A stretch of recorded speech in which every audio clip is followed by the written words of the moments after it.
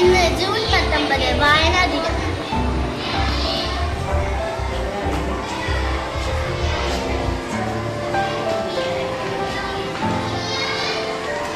മലയാളിയെ വായന പഠിപ്പിച്ച PN പണിക്കരുടെ ഓർമ്മ ദിനം.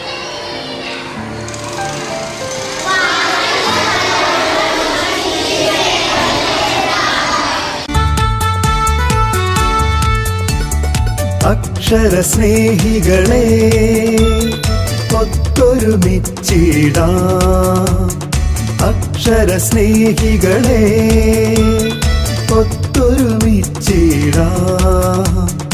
അറിവിൻ പൊൻദീപമൊന്നായി തെളിയിക്കാം,